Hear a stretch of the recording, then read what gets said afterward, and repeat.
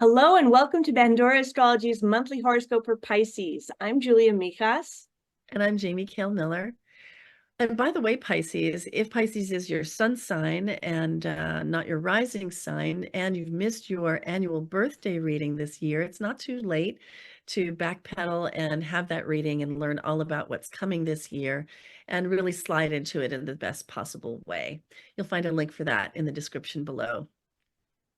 Well, I want to start by talking about finance with you, Pisces, because there's a really big emphasis on finances this month as your second house fills up with planets, Aries placements, most particularly. The sun moves in there. The sun is already in your second house at the beginning of the month, is then joined by Mercury, and then Venus moves on in, and then Mars at the end of the month, too. And there's going to be a total solar eclipse in your second house. Now, the second house is the house of finances. It is the house of money. And underlying that theme of financial security and safety is themes of self-worth and bringing value. And the eclipse in particular, which is a total solar eclipse, so it's going to be pretty intense. The eclipse is happening on April 8th. And if you should really be paying attention to this eclipse during, about the week surrounding April 8th as it approaches and also as it fades out after, because it might trigger some old wounded feelings about not bringing enough value. You could feel that in your personal life, or you could feel that in your professional life. You could feel like, I just don't bring enough value, like you might feel really triggered because somebody called you lazy, which happens when you're a Pisces, right?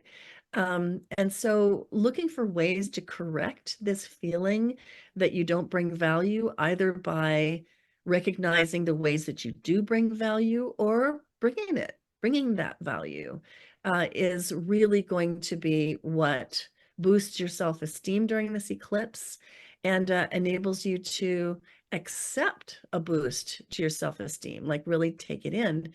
And when you do take action on that by bringing additional value, you'll find that you get some initiative back. You get some energy and drive out of that. Hey, Julia, what is up in the career department for all the Pisces out there? Well, Pisces, you are having that total solar eclipse happening around April 8th in your second house. This is an initiating solar eclipse. So there's a new cycle that's beginning with your personal income.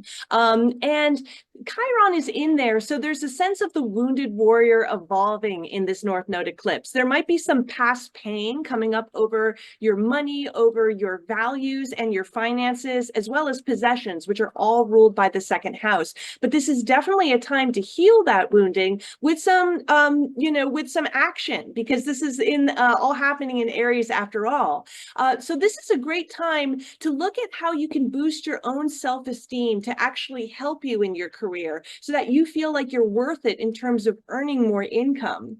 Now, when it comes to relationships, Venus starts the month in your first house. It's only there for a few days, but while Venus is in the first house, it's a great time for just really identifying strongly with Venus. That means that you can be extra beautiful, extra charming, and it's a really good time for also attracting more people into your life. So if you're single, this can be a lovely time for dating. And if you're in a relationship, then you can just sort of enjoy bringing that Venus energy wherever you want to go. She's going to move into your second house and stay there until April 29th. So then that's actually going to give a little bit more boost in terms of your own finances, which I mentioned earlier.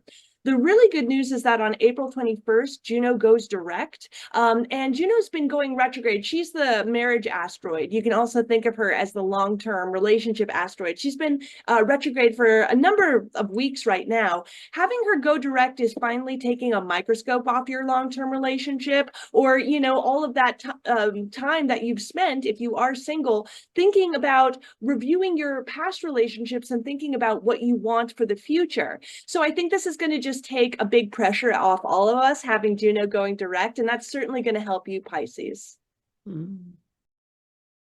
Well, that's all for today. If you had fun with this video, then please do hit that like button, subscribe to our channel, and tell your friends about us. You can find our site at pandoraastrology.com to get a reading with one of us, and you can find us on Patreon for workshops and classes. And until next time, we'll see you around the cosmos. Bye. Bye-bye.